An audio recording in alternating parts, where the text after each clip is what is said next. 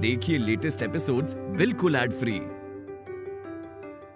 Bharat Ratna doctor Bhimrao Ambedkar को कोटि कोटि नमन। ये कार्यक्रम डॉक्टर भीमराव अंबेडकर के जीवन पर आधारित है, जहां भारत की जनता के प्रति उनके योगदानों को पूरी सजगता से चित्रित और रेखांकित करने का प्रयास है। कार्यक्रम में दिखाई गई घटनाएं लब्ध-प्रतिष्ठ पुस्तकों से ली गई हैं। इस कार्यक्रम के जरिए चैनल की ओर से एक विश्वसनीय, सजग और सकारात्मक प्रयास है कि डॉक्टर बाबा साहेब भीमराव अंबेडकर के जीवन की संघर्ष यात्रा एवं गौरव गाथा पूरे आदर के साथ घर घर पहुंचे और उनके योगदानों से सभी संपूर्णता में परिचित और आह्लादित हों।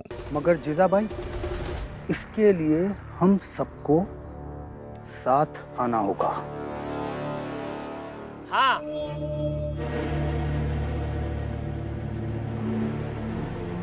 हम सब एक साथ मिलकर किसी भी हाल में, क्या कहते हैं, ग्रेजुएशन, उस परीक्षा में पास नहीं होने देना है भीमराव को। बिल्कुल सही कहा हितेश बाबू ने। हाँ, नहीं होगा पास। सही कह रहे हैं आपसे। हम सबको मिलकर भीम को फेल कराना होगा। एक योद्धा की तरह लड़ना होगा, जिससे वो भीमराव फेल हो सके। हाँ, हम सब जान लगा देंगे, भीमराव को पास नहीं होने देंगे। फेल होगा, फेल होगा, भीमराव फेल होगा, फेल होगा, फेल होगा, भीमराव फेल होगा, फेल होगा, फेल होगा, भीमराव फेल होगा।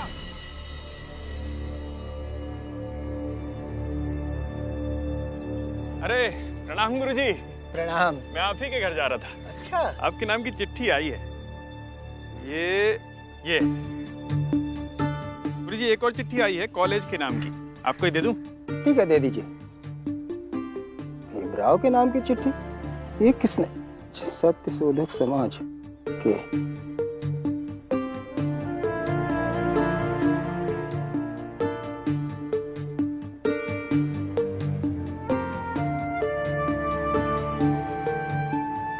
ये चिट्ठी भीमराव को अभी नहीं दूंगा।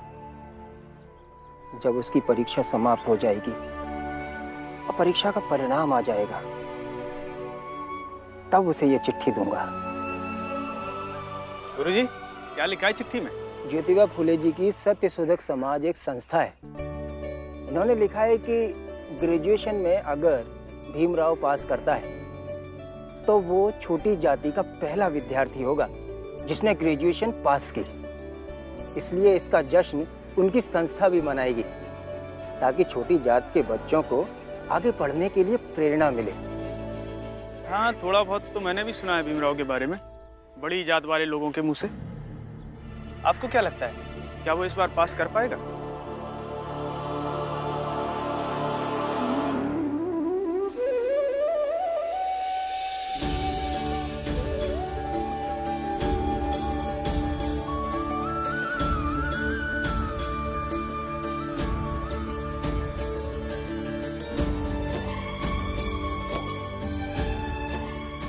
आनंद, भीम, जाओ बाला को भी लेकर आओ। वहां पर खड़ा अच्छा नहीं लग रहा है, उसका भी स्वागत करेंगे। जाओ मना लो उसे।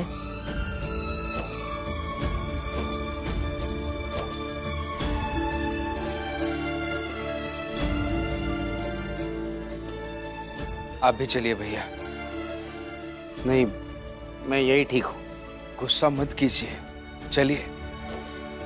हाँ बाला भैया, चलिए ना। चलिए।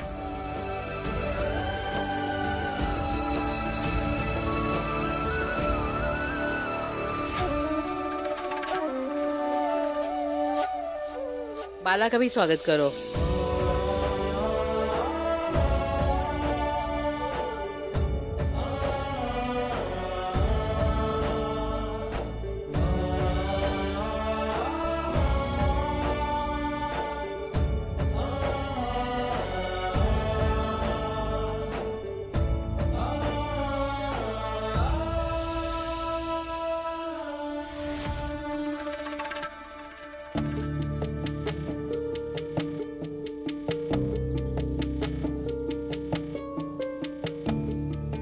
बाला भैया, इस घर में आपको रहना है या नहीं रहना? फिलहाल इस विषय पे अभी कुछ भी मत कहिए। क्यों कुछ मत बोलूं? मुझे सच में यहाँ नहीं रहना है। वो तो करुणा मुझे यहाँ जबरदस्ती ले आई। नहीं रहना मुझे यहाँ। हाँ ठीक है, मत रहिए, लेकिन अभी कुछ मत बोलिए, नहीं तो भीम परेशान होगा। भीम की परीक्षा खत्म होने दीजिए, इसके बाद आपको जो अच्छा लगे वो कीजिए, लेकिन अभी कहीं मत जाइए बाला भैया। इसका मतलब मैं तब तक यही रहूं? अगर आप नहीं चाहते हैं कि भीम स्नातक परीक्षा में पास करे तो आप जाइए, आपकी मर्जी है। नहीं, मैं ऐसे क्यों चाहूंगा?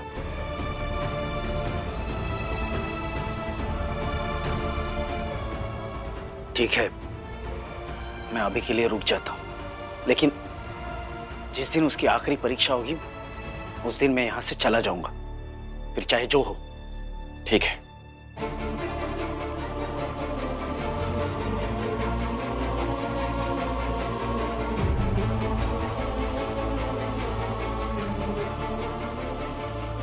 मैं अब आपको इस घर से जाने नहीं दूंगी, ये वादा रहा मेरा।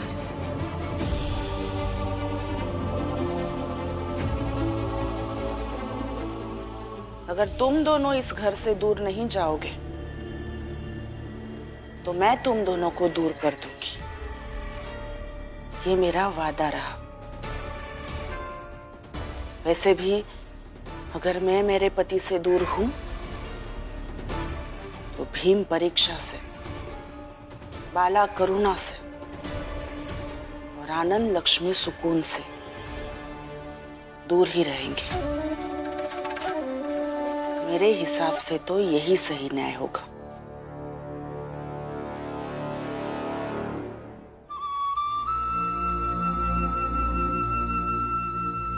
शोभा, बुआ जी, दलिया माँ, एक जने हम पे विश्वास करके हमके काम दे हैं। ये देखो, हमको कपड़ा मिला है। अरे वाह, ये तो बहुत ही खुशी की बात है। हाँ फुलिया, ये तो बहुत अच्छा हुआ, तेरा काम फिर से शुरू हो गया। फुलिया ताई, देखा मेहनत रंग लाई ना। अरे अरे हम तब बहुत समझाए रहे, लेकिन क्या करते, अब कपड़ा देवे वाली भी तो एक औरत ही रही, तो औरत ने औरत की मदद कर दी और दे दिया एक कपड़ा। हाँ, आज एक घर से मिला, कल दूसरे घर से मिलेगा और फिर बहुत सारा काम करने लगेगी और तुम हार जाओगे। अरे ऐसे कैसे हार जाएगा? अरे एक घर से कपड़े लाई है ना, तो उस कपड़े की ऐसी हालत कर दो कि दूसरे घर से कपड़े लाने की हिम्मत ही ना कर सके। हितेश भाऊ क्या कह रहे हो? हमका तो कुछ समझे नहीं आवा। अरे पहले उन औरतों का नौटंकी देख लो, इसके बाद सब एक साथ बता देंगे, ठीक है? देखो, चल हम सब मिलकर तेरी मदद करते हैं। अरे नहीं नहीं, आप लोग परेशान मत होइए, हम अकेले कर लेंगे, थोड़े से तो कपड़ा है। पता है, और तुझ पर पूरा यकीन भी है, लेकिन फुलिया, बात सिर्फ कपड़े साफ करने की नहीं है, सवाल अब हम सब के स्वाभिमान को चमकाने का है। चल।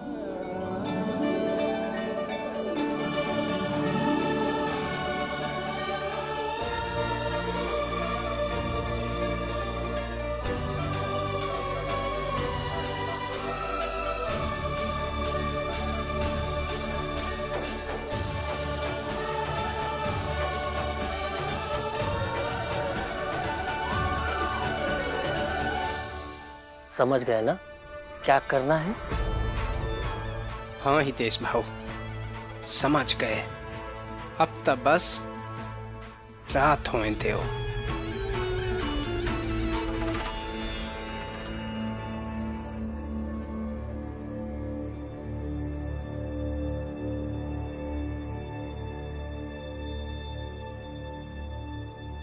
एक शिक्षक अपने जीवन में अनगिनत विद्यार्थियों को शिक्षा देता है, और इन अनगिनत विद्यार्थियों में से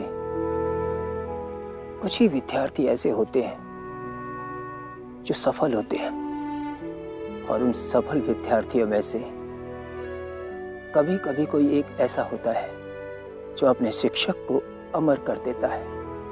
और ऐसे शिष्य सभी शिक्षकों के भाग्य में नहीं होते, लेकिन मेरे भाग्य में तुम हो भीम। तुम्हें अपने शिष्य के रूप में पाकर के मैं धन्य हो गया। शिक्षा के प्रति तुम्हारा जो ये प्रेम है, जो लगाव है, वो एक न एक दिन तुम्हें बहुत ऊंचे शिखर पर पहुंचाएगा भीम। आज मुझे अनुभव हो रहा है कि अम्बेडकर गुरुजी, किर्लोस्कर गुरुजी, इन दोनों को भी तुम्हें लेकर वही आभास होता होगा जो आज मुझे हो रहा है। आप दोनों को भी बधाई कि भीम जैसा आपको शिष्य मिला।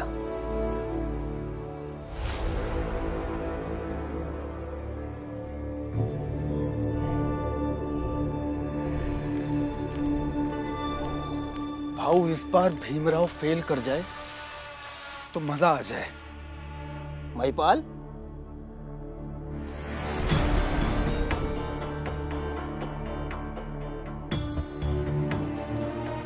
अपने आप को पास करने पे ध्यान दो। भीमराव के फेल होने के बारे में मत सोचो। ये कौन है? शिक्षक हैं, हमारे कॉलेज में पढ़ाते हैं।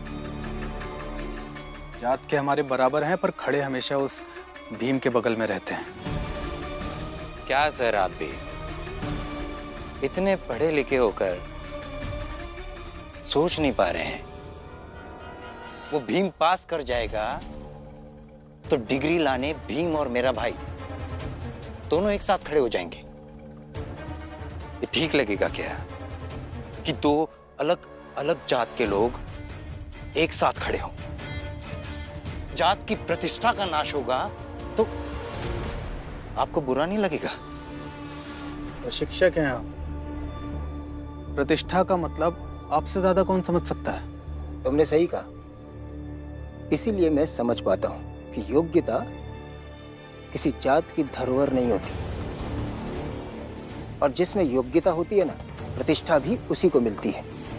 इसीलिए महिपाल, भीमराव को फेल करने के बारे में सोचने के बजाय भीमराव के बराबर योग्यता हासिल करो। वो तो परीक्षा का परिणाम बता देगा कि आपका शिष्य कितना योग्य है, क्योंकि इस बार भीमराव फेल होगा। चलिए बाबू।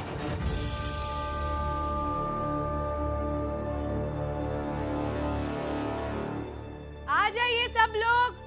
बाबा, आई, आनंद भैया, खाना बन गया है।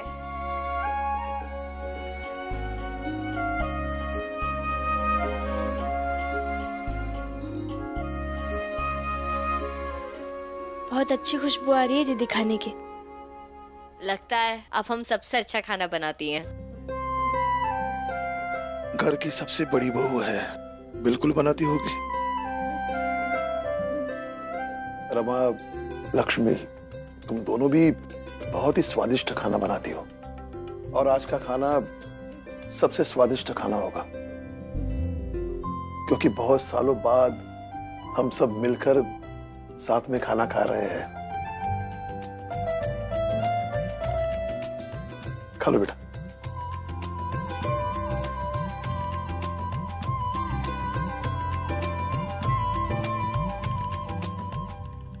रमा, लक्ष्मी, तुम दोनों भी खा लो।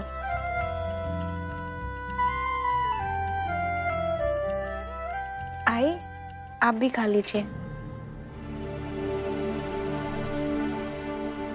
हरिया जाने रूखड़ा उस पानी का ने, सूखा काठ न जाने कबहू बरसा में।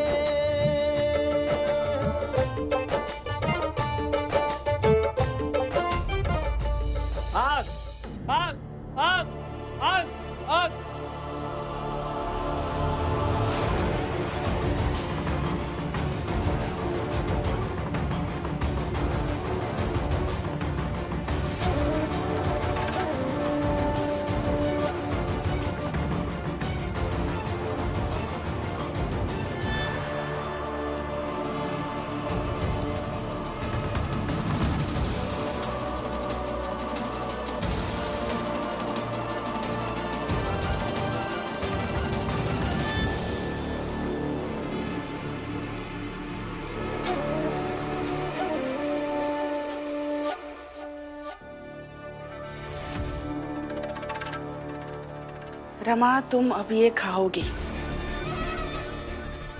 और कल सुबह तक तुम्हारी तबीयत खराब हो जाएगी।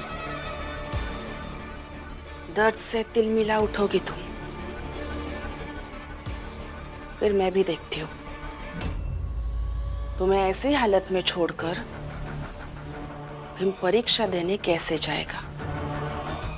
और अगर भीम नहीं जाएगा तो वो अनुत्तीर्ण हो जाएगा।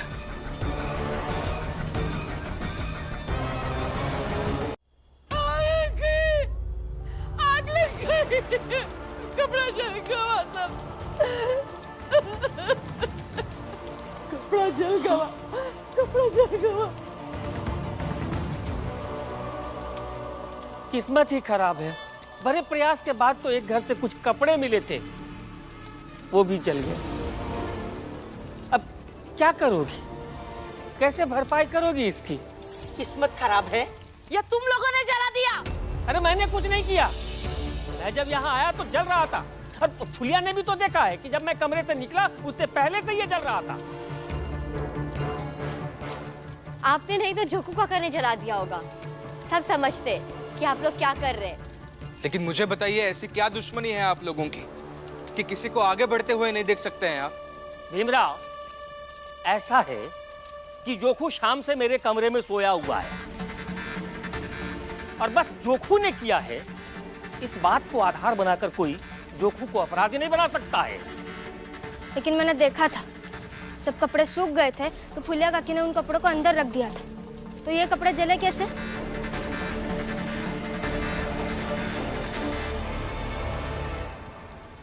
अरे शर्म नहीं आती आप सबको? आपके साथ रहने वाली एक स्त्री के साथ ऐसी दुश्मनी, ऐसी लड़ाई? नहीं आनंद भैया, ये एक स्त्री के साथ नहीं लड़ रहे हैं। ये सब इसलिए कर रहे हैं ताकि इनके पुरुष होने की फर्जी महानता को विजेता बना सके। और वो बेचारी फुलिया काकी जीवन के संघर्षों से लड़ाई लड़ रही है। एक बात याद रखिए हितेश काका, जब लड़ाई लड़ने का कारण ही गलत हो तो नतीजा और परिणाम कभी सही नहीं आ सकता। मुझे नींद आ रही है, मैं सोने जा रहा हूं। तुम सब देख लो।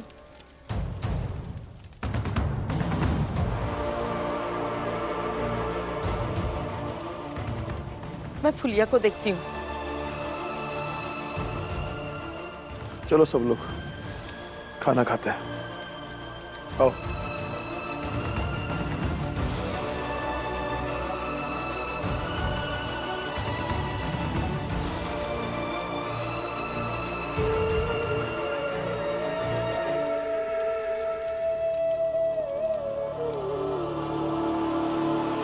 जोखू, घर से जो कपड़े ला करके तुमने आग लगाई थी वो जलकर खाक हो गया।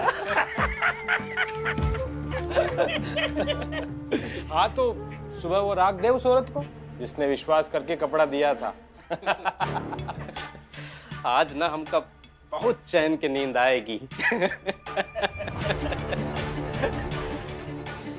और फुलिया, तैं जौन अपनी चिकनी चुपड़ी बातन से हमरे ग्राहक का छीनी रही, ओका भुगतान तो तोका करेगा पड़ेगा, इन कपड़न का हर्जाना भर के।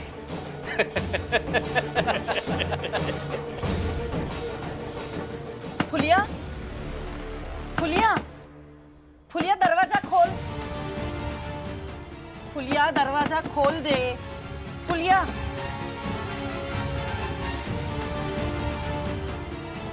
फुलिया, फुलिया दरवाजा खोल दे। फुलिया खोल, फुलिया दरवाजा।